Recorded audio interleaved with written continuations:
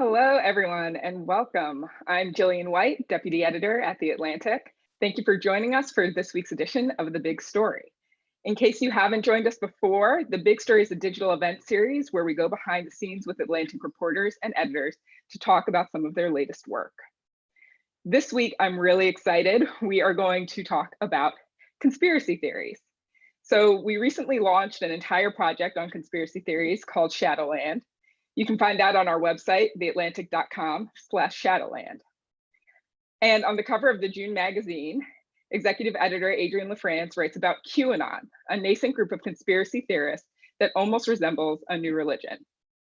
Before we dive into this conversation about QAnon, I want to remind you about a few housekeeping items. So first of all, you can be part of the conversation. You can do that by typing your question into the Q&A box on the bottom of the screen. I see some of you have already made use of that, so please continue to do that throughout the entire session. I will incorporate those through the next 40 or so minutes, but if you can, keep your questions as short and on topic as possible so we can get through as many of them as possible. And be sure to tell us where you're watching from. We'd really love to know where everyone is tuned in from. So now let's bring in Adrienne LaFrance to walk us through her new piece, The Prophecies of Q. Adrienne, welcome. Hi, thanks for having me. Hi, how are you? I'm good, and I'm in Washington, D.C. Same. So let's start off with a really easy question, which is, who is Q? This is not an easy question, Jillian. It's actually a really hard one. I wanted to find out who Q was. Part of my reporting, my hope was that I might be able to find out the identity of Q. I'll start with the basic premise of QAnon, and the idea is that Q is some sort of high-level military intelligence person who posts anonymously on an image board called 8kun, started on 4chan, and possesses sort of secret intelligence about a group of evildoers who are operating in secret. And so there is someone actually in the world, or some group of people who are posting as Q. I do not know who Q is.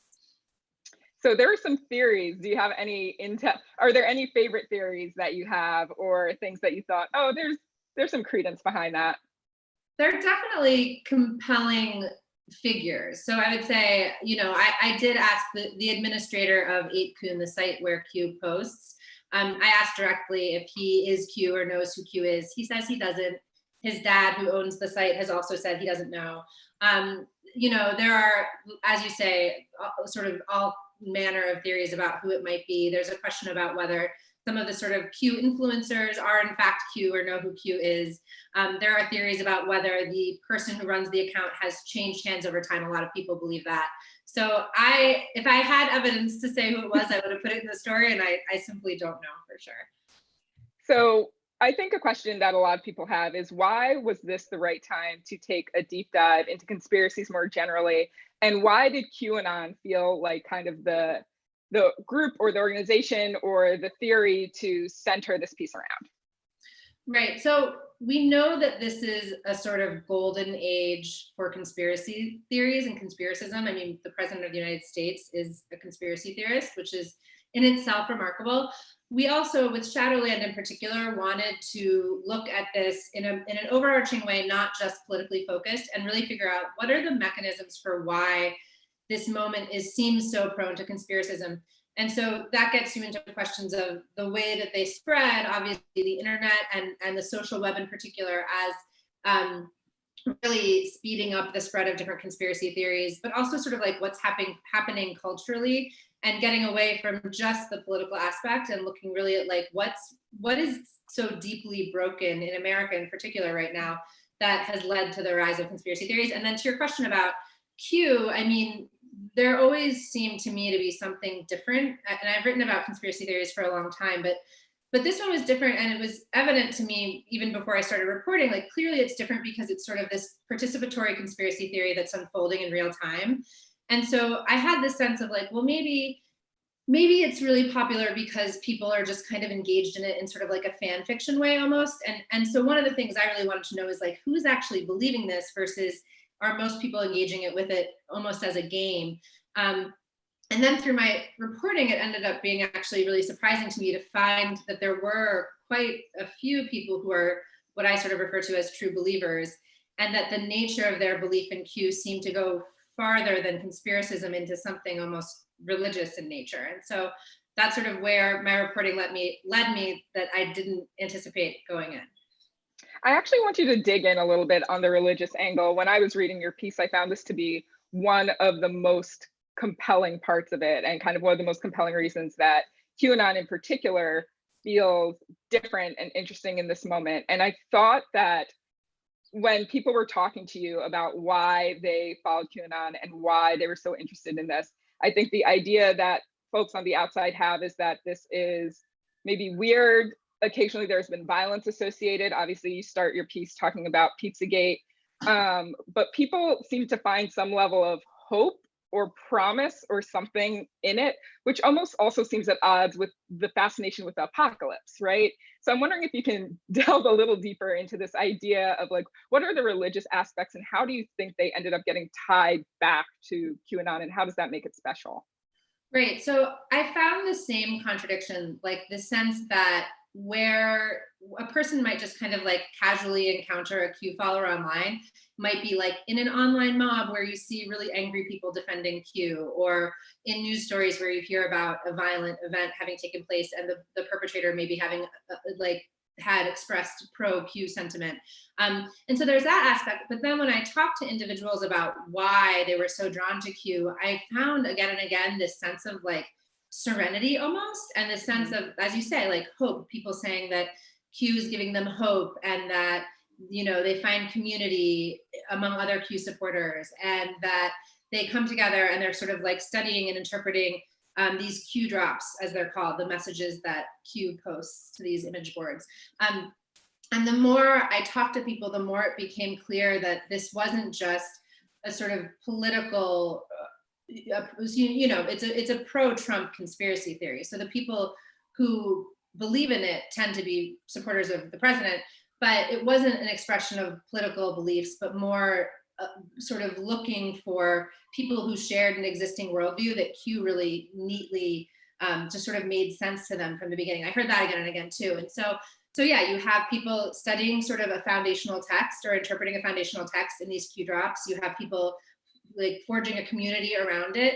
And then this really sort of just complete faith in Q is the other thing. You know, I asked everyone I interviewed who I would refer to as a true believer, you know, there are demonstrably false things here, predictions that haven't come true, you know, claims that are just on their face absurd, and people are just willing to reject reason and rationality and just say, it doesn't matter, I believe in Q, this is so much bigger. So that really led me to this sort of spiritual aspect or spiritual satisfaction that people were finding in this conspiracy theory. Yeah, that's so interesting.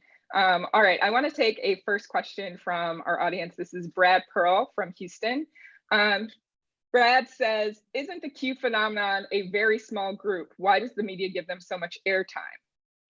Hi, Brad. This is so fun.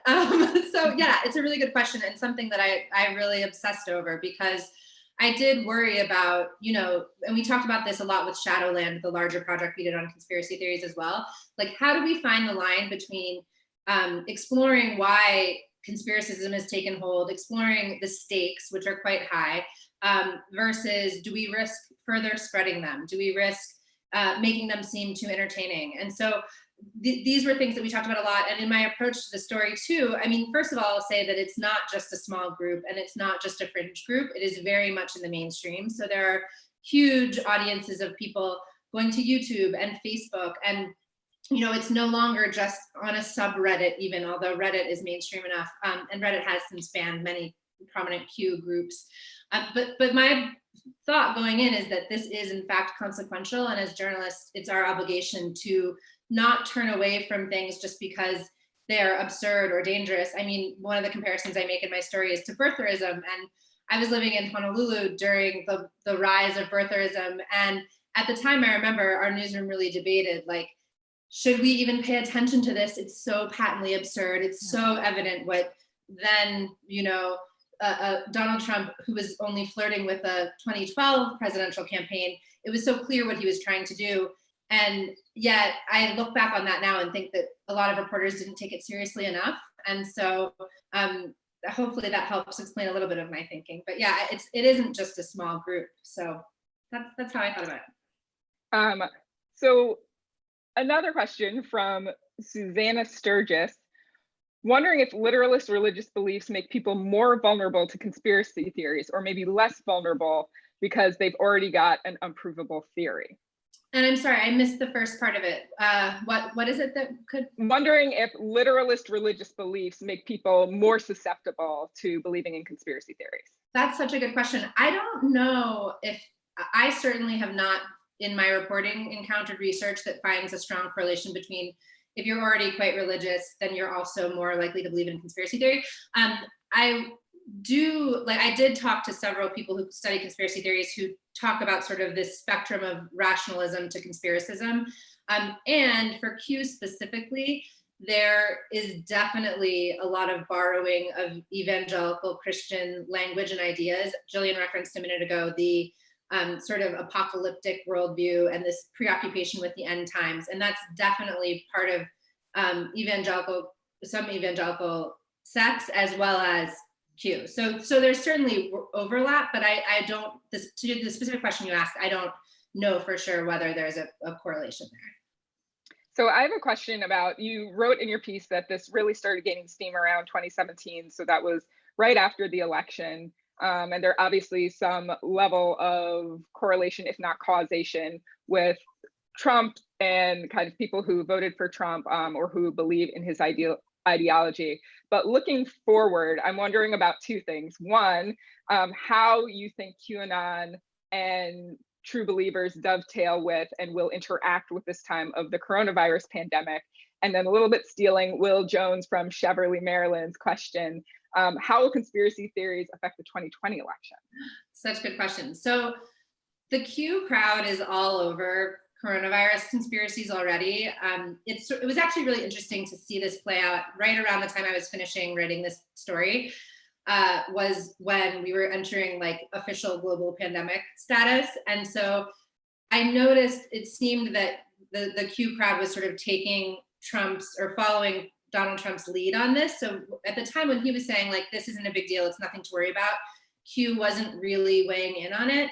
And then as that changed is when you really started seeing the sort of rise of pandemic conspiracy theories. One of the examples I give in my story is there was a widely shared Facebook post that was sort of remixed and shared across the web where people were debating, the sort of Q groups were saying that, oh, Donald Trump was wearing a yellow tie. That's proof that coronavirus isn't real. Based on like the maritime flag, when it's yellow, it means it's up there. So just like wild contortions of trying to say that coronavirus was fake. There's also a whole contingency that will say that that coronavirus was unleashed by the quote unquote deep state working with China. So you know, within the realm of QAnon, there are like endless other infinite rabbit holes and sub theories, and coronavirus has played prominently into those already. On the question of the election, I think, I mean, certainly conspiracy theories will play a role in the election insofar as Donald Trump promotes them frequently. And so that I can only imagine that will continue, especially this week has been quite a week for conspiracies in the Oval Office.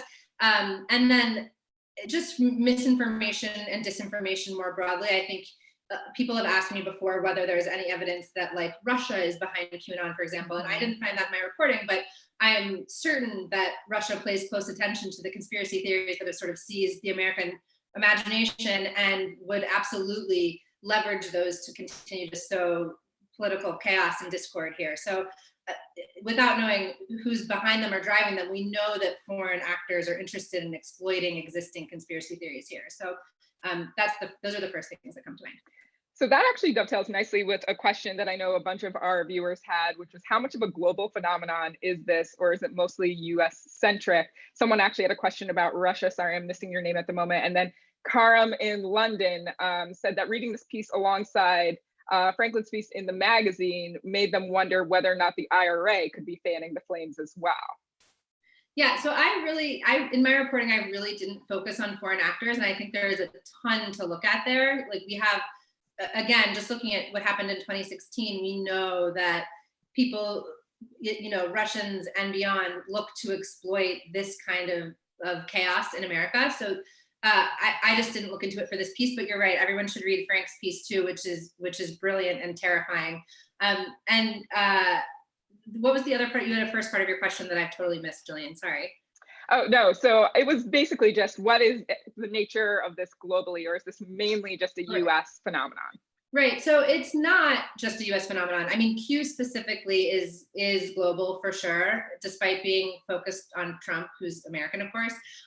But conspiracism generally is a global phenomenon. One interesting thing I learned in my reporting that I didn't write about in the story was just that it's not as though you see certain regions being more prone to conspiracism per se. I mean, in some cases, in some political moments, like you see a rise of populism correlates with a rise of conspiracism, which is really interesting, or moments where there is a great display of wealth disparity also correlated with a rise in conspiracism. But more that if you look around the world, the nature of conspiracy theories and what people believe is different. So one example that one researcher gave me is that if you ask people about the moon landing in America, it's a relatively low population of people who believe the moon landing was faked. Whereas if you go to France, he found in his research that the French were much more willing to say like, oh no, the Americans never made it to the moon. And that's more geopolitics than, it's more about who is cast as sort of the hero or not. So that's one interesting example that I found. Yeah.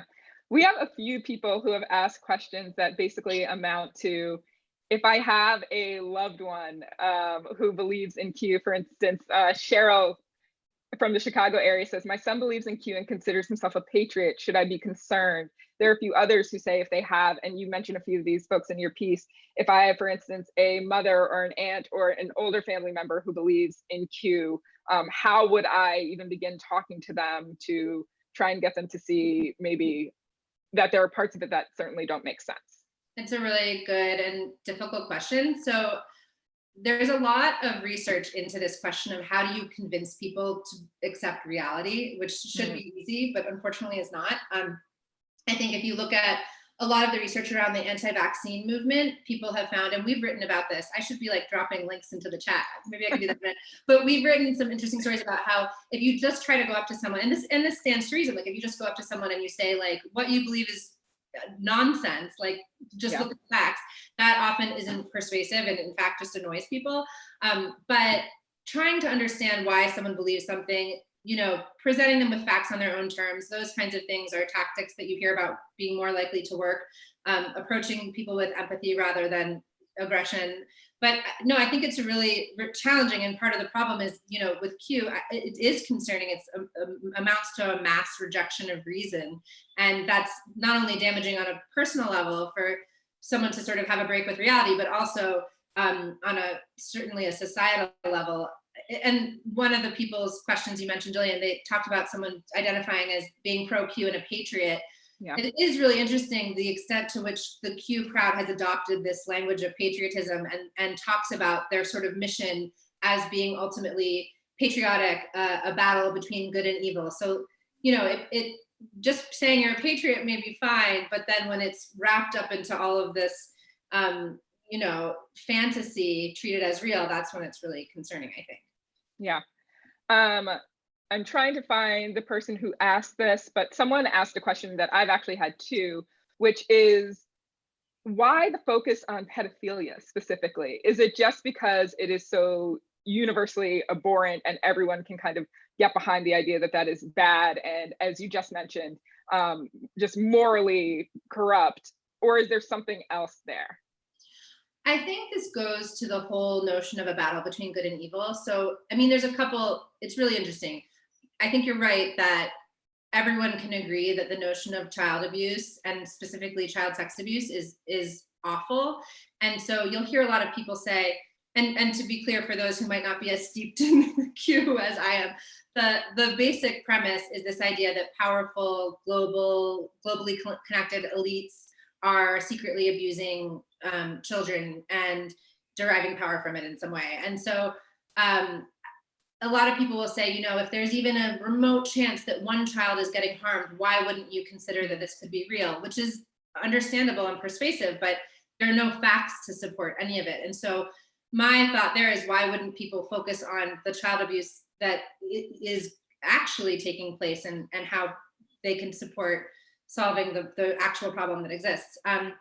So I think it's that. And then I also think, you know, in talking to some people for my story, there was a sense of, you know, Donald Trump does not fit into what a normal sort of Christian model of moral would be. He lies frequently. He has been married multiple times. And so what one person suggested to me was that this larger narrative about Trump being a savior in a battle between good and evil, where he's saving children, makes him a moral figure that is more meaningful, and therefore can excuse these other flaws that he demonstrates, you know, these flaws of character that he demonstrates otherwise. So I thought that was one interesting view of it being a way to excuse Trump for his otherwise many flaws. Yeah. I like this question from Carol Mortar. And I think it comes up for me when I remember some of the folks you talked to who talked about how many hours they spent kind of on these threads and following Q drops. Is there a financial component to QAnon? Is anyone making money or financially supporting this? It's such a good question. This is something that I was really obsessed with in my reporting too. I don't know. I was not able to find anyone who's making like a windfall, but certainly there are people who are positioned to profit. So you see, it's like very American, of course. There's like Etsy shops set up to selling like Q jewelry and bumper stickers and those kinds of things. There's also the people who are developing their own mass audiences, and they are sort of casting themselves as being Q influencers or people who can help you interpret Q drops. And so these are people who might, you know, make YouTube ad revenue off of their videos, or otherwise, you know, you see people with their own websites devoted to Q who then ask for donations to support their work. So again, I'm not sure it's making people rich, but it's certainly people are looking for ways to make money off of it. Yeah. One of the things I found really interesting as I was reading through your piece is that I think a lot of people, if they haven't really read into QAnon or kind of heard the broad strokes of it on the news or something, assume that it is very much a politically driven, party driven type of conspiracy theory. And as you said, it seems that there's like a correlation, but not necessarily a cause. Scott Biella has the question, he's from West Virginia, is there a liberal equivalent to Q? This is such a good question. I looked into this. So right, to your first point, Jillian, you often see Q described as a far-right conspiracy theory, and that's not exactly right, because what it really is a pro-Trump conspiracy theory, and Trump is not an ordinary Republican. And so it's not accurate to just say it's a right-leaning conspiracy, although, you know, lots of Trump supporters would identify as Republican potentially. And then in terms of a far-left equivalent, I don't know that, I mean, Q scores really high. It's certainly in the right leaning, but it's not like it's super on the right. If you were to look at, I talked to one researcher who talked about sort of like a matrix of conspiracism, where you could look at the dimension of high conspiracism to rationality and then left to right ideologically. And you might find like GMO related conspiracy theories more to the left, certainly birtherism and QAnon more to the right, but Q being higher on conspiracism than it is off to the right, if that makes sense. And but yeah, I don't know that there's one. I'd have to look. There isn't one that comes to mind that was extremely far to the left, but there are examples like certainly GMOs, and I'm trying to think of others. If I can think of them, I will bring them up. Yeah. No, and if anyone who's watching has not read the full piece yet, I think this is something that's really interestingly addressed in there, especially in some of the people you're able to talk to. People who, for instance, and we know this is already kind of a weird dichotomy of folks who say, I voted for Obama once, twice, and I now strongly believe in QAnon, and also voted for Trump. People who grew up in like very democratic liberal households, but are like true believers. So I thought it was really interesting how, as you said, this has been cast as a far-right conspiracy theory, but it's actually a little bit something else. It's anti-establishment is what it really is. It's like anti-institution, anti-establishment is the defining characteristic. Yeah. Marina from LA says, does QAnon promote violence? Which I think is an interesting question. Or is, I guess my question to tack onto that, sorry for stealing your question, is there an active promotion of violence, or does like the vigor with which Q and QAnon believes in kind of the moral crusade that it's on end up evoking violence? Yeah, this is a really good question. I would argue that Q does promote violence. I mean, there are certainly, and this is a point of contention. I mean, Q followers get frustrated when they're cast this way because a lot of them simply are finding spiritual satisfaction from this conspiracy theory. But if you look at the Q drops or the posts that Q puts up, there are lots of like, you know, they talk about a war that's coming, and there's lots of like patriots need to fight, and the Great Awakening is coming. I mean, it's very like spinning people up, and I think you could argue too that there's plausible deniability that like just because Q is saying there's a war coming doesn't mean you have to fight in it. But I think any reasonable person looking at these in aggregate would see why it's concerning from a incitement of violence standpoint. Adrienne, I want to take like a slight step back just because I feel like I know this from being your colleague and seeing you spend so much time reporting this out, but can you take us through how long you've been reporting? I know you've been reporting on conspiracies long before you did this piece, but how long did this piece take to report out? And kind of what did you have to put into it? And what was the hardest part of reporting this story? The hardest part was also being executive editor of The Atlantic while reporting. So that was hard. No, I think I started looking into this. I mean, it's true. I've written about conspiracy theories and misinformation online for a really long time. And around this time last year, so I think May of last year, I had a conversation with our editor-in-chief who wanted someone to do a piece on Q and was sort of like, oh, you should do it. So I started kind of like paying closer attention to Q at that point. I didn't really start reporting until August, probably. And then I was I was opportunistic. Like I happened to be in Florida for a journalism conference and decided to go sort of doorstop this sheriff who had been photographed with a Q patch on his tactical vest. And so I took opportunities wherever I was in the world to add reporting. And then just really immersed myself online in these Q communities. And I think that was the bigger thing for me. There were certainly key interviews I had to do, and I did those over time. And I went to a Trump rally, for example, which was a really important part of my reporting. But it was more about just really spending time in the places where Q followers congregate online, and making sure I had a clear understanding of what it was all about. And then when I was talking to people, had the frame of reference to be able to understand the way that they saw it. So yeah, and then the hardest part for real probably was just, there was a sort of mind melting aspect to all of this where I went in wanting to know like, okay, who actually believes this? Like why, how and why would someone actually believe this?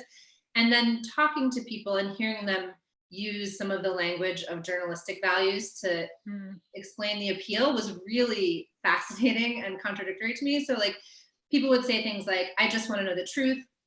I want to do my own research. I want to think for myself. And clearly they were really sort of invigorated by a sense of having access to insider information. All of these things journalists can relate to. Like, I love knowing secrets, obviously, and reporting them. I'm very motivated by a search for truth. And so like hearing people reject reason, reject Enlightenment values, but use the language of fact-finding and not being able to like explaining their way out of any confrontation with the actual truth was just, that scrambled my brain multiple times. Yeah. How much of it is essentially defending the belief with asking someone to prove a negative? At one point in your story, there is a conspiracy theory that has something to do, I believe, with JFK Jr. And you ask the person, what evidence do you have that the conspiracy theory that you believe about this is true? And they ask you, well, what evidence do you have that it's not? And I just kept trying to think, well, no, this is a fact. we know for sure that this is what happened. There is evidence that it happened. But I guess how much of it is just getting caught in that old trick of trying to prove a negative? A lot of it. I mean, it's everything, honestly. And in that moment that you're describing, it was waiting in line to get into the Trump rally in Toledo in January. And it was a funny moment because the exchange was exactly what described. I was like, well, you have no evidence to support this. And he was like, well, you have no evidence to support that it didn't happen. And I just started laughing in the moment, and he did too. Like, I think he realized it was absurd, and yet that's the level. I mean, same thing when you ask people to explain, the Q believers to explain, you know, like this prediction that Q made didn't come true. How do you still believe? And again, they would say, well, sometimes the predictions are false on purpose, or it didn't come true yet, but it will. And so it's just like endless justification. And yeah, it's a huge part of that worldview. Possibly it's sort of the fundamental part of it. Yeah. All right, I think let's try and get through a bunch more audience questions. I'm loving how engaged everyone is here, so I want to try and answer as many of these as possible. Stephen Lucas from Northwest Indiana says, are there parallels between Q following and past cults like Jim Jones or David Koresh? It's a great question. I don't know enough about those cults to say definitively. I think the aspect of a mass rejection of reason rather, like it feels cult-like to me, but I would want to ask someone who's studied other cults more closely. I really focus more on sort of the religious aspect. Yeah. Annette, we do not know where Annette is from. Do you think that there is a possibility of organized violence in not ceding power if the Republican Party loses the election? Is the QAnon network strong enough to considerably contribute to such a move? It's a good and scary question. I don't know. I think the possibility of violence tied to Q is real and scary and has been demonstrated. I think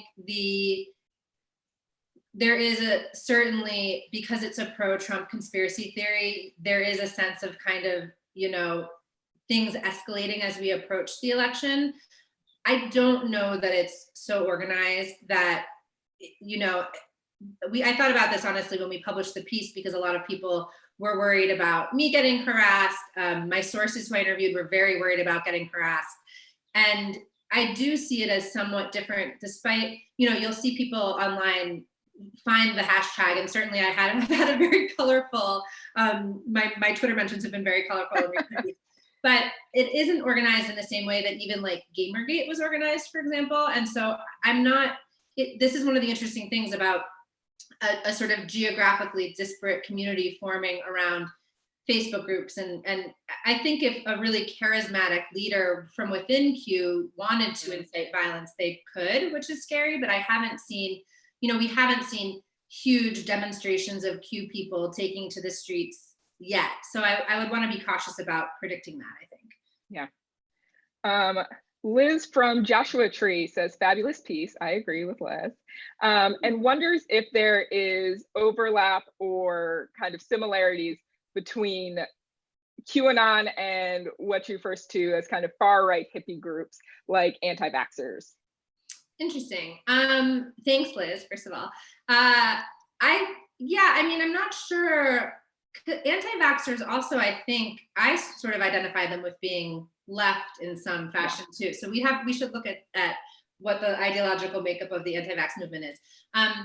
But yeah, absolutely. I think you find common sets of beliefs overlapping between different conspiracy theories. So definitely there's been this weird Venn diagram overlap of anti-vaxxers and Q people because of the pandemic.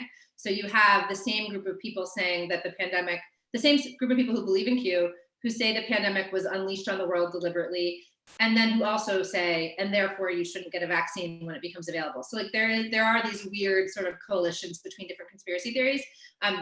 But I think if you were to reduce them down to the core worldview, it would be, in the case of like the Q believers who are also anti-vaxxers, a lack of faith in institutions, anti-establishment beliefs, those kinds of things. Whereas if you looked at other overlapping conspiracy theories, you might be able to sort of reduce it down to some other core set of worldview. Yeah. A kind of consistent question that we are getting is folks wanting to know what the response to your article was from Q believers or the Q community. It's hard for me to know because I'm not, the Q community is so disaggregated. So there are like multiple huge Facebook groups, and obviously I can see my own Twitter mentions, but that's a very small population of people. I don't know that Q, him or herself, has read it, so I'm not sure about that. But in terms of just what I've seen directly, I mean, I've gotten it's a lot of just like Q hashtags and catchphrases, and it has been actually less vitriolic than I expected. I've gotten some mean emails, but other than that, it's mostly just people sort of underscoring their belief in Q and saying sort of like, wait and see, you have no idea. There's a lot of like anti-journalist sentiment sprinkled throughout. So that's the main thing. Clint Wilder asks, since there's a preoccupation with pedophilia, where does Jeffrey Epstein fit into Q theories, and is that mentioned much? It is mentioned, and it's one of the examples that people use to say, well, this turned out to be real. Why shouldn't any other horrible thing turn out to be real? And so you see people mentioning Epstein and doubting the circumstances of his death and sort of leading down, there's a whole sort of subset of people interested in Epstein who are Q believers. But I think, not even like looking beyond just Q, that's a huge part of conspiracism more broadly, is this sort of tantalizing question of like, okay, but what if it's real? Some conspiracy theories turn out to be true. And so I think that's one of the things people say to defend their beliefs too. So I have a final question for you, which is that as it seems like we're in this really odd moment, this really fraught moment, what is your prediction? And I know we hate to ask fellow journalists to predict things, but what is your prediction or your analysis of how conversations around Q and within the Q community will change or grow as we get through this pandemic, and certainly as we go into the election? My sense, this is the argument I make in the piece, my sense is Q is not going anywhere. So Q, the entire theory is a remix of Pizzagate. It has shades of end times obsession that go back to the 19th century, go back to the Crusades, honestly. Like you can go way back in history and find this flavored conspiracy throughout, which is fairly wild and disheartening. And so I think there's a possibility that Q could change, or Q could stop posting, or the person who has been behind the account could reveal themselves. But I ask people this time and time again, like, what if Q reveals himself tomorrow and says, this is all a hoax, sorry. And people would say over and over again, it doesn't matter. This is so much bigger than Q. It's irrelevant almost. And this is why people seem to not care. The true believers seem to not really care about Q's identity, which also surprised me. So I think we're stuck with Q for a while. Certainly we're stuck with this worldview for a while. And whether or not Trump is reelected, that pushes this Q narrative forward in different ways, but still is, I think, going to be animating. And so my prediction is that Q is here for at least a long time ahead. Well, I know we could talk about this all day. We're going to leave it there. Adrienne, thank you so much for this conversation and for your incredible piece. And thanks to everyone for watching. We hope you'll visit theatlantic.com and subscribe to our journalism. If you loved Adrienne's incredible piece and this conversation, subscribing is absolutely the best way to support and keep those things going.